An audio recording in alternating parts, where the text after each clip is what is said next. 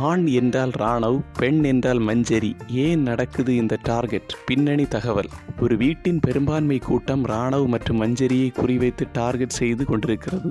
உண்மையில் இந்த இருவரோடு ஒப்பிட்டால் சத்யா, ரஞ்சித், விஷால் எல்லாம் அந்த வீட்டில் என்னதான் செய்கிறார்கள் என்று தெரியவில்லை. பிக் பாஸ் தமிழ் நிகழ்ச்சியின் 8வது சீசனை பார்ப்பவர்களுக்கு ஒரு விஷயம் புரிந்து கொள்ள முடியும். நாமினேஷனாக இருக்கட்டும், குறைகள் சொல்லும் இடமாக இருக்கட்டும், ஆண் என்றால் ராணவ், பெண் என்றால் மஞ்சரி, இதுதான் பெரும்பாலான போட்டியாளர்களின் தீர்வாக இருக்கிறது. இவரை மட்டும் குறிவைப்பது ஏன்?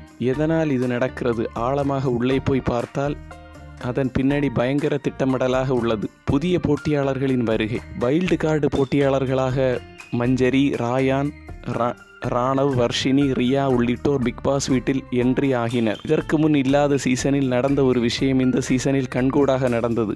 புதிதாக வந்த போட்டியாளர்களை வீட்டில் இருந்த பழைய போட்டியாளர்களுக்கு ஏற்க மனமில்லை. அதை அவர்கள் வெளிப்படையாக தெரிவிக்கவும் செய்தனர். அவர்களில் ரியா, வர்ஷினி ஆகியோர் ஏற்கனவே வெளியேற்றப்பட்டு விட்டனர். ராணவ் மற்றும் மஞ்சரி மீது பார்வை திரும்பி இருக்கிறது. அப்போ ரயான் இதில் சுதாரித்தவர் அல்லது சுயநலமானவர் ரயான் தான். ஆரம்பத்தில் புதிதாக வந்த போட்டியாளர்களுடன் சுற்றி வந்த ரயான் அதன்பின் தாங்கள் குறிவைக்கப்படுவதை உணர்ந்து பழைய போட்டியாளர்களுடன் ஐக்கியமாக முடிவு செய்தார். உண்மையில் அவரை ஏற்க மற்றவர்கள் தயாராக இல்லை. அந்த நேரத்தில்தான் அன்பு, பண்பு, பாசம் என்கிற கவசத்துடன் சுற்றி வரும் ஜாக்குலின் கண்ணில் ரயான் பட்டார்.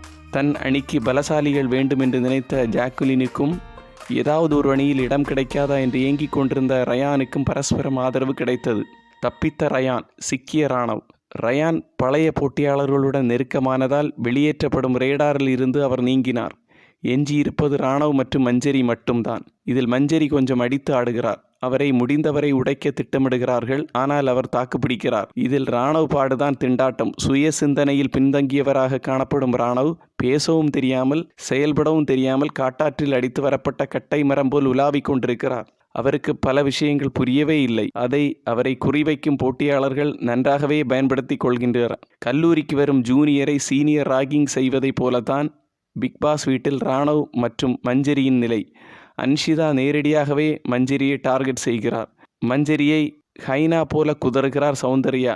அவசியம் இருந்தாலும் இல்லாவிட்டாலும் மஞ்சரியை வைத்து செய்கிறார் அருண். சந்து பொந்தெல்லாம் கிடைக்கிற சாக்கில் மற்றவர்களிடம் அவர்களை பற்றி கோல் மூட்டுகிறார் சத்யா.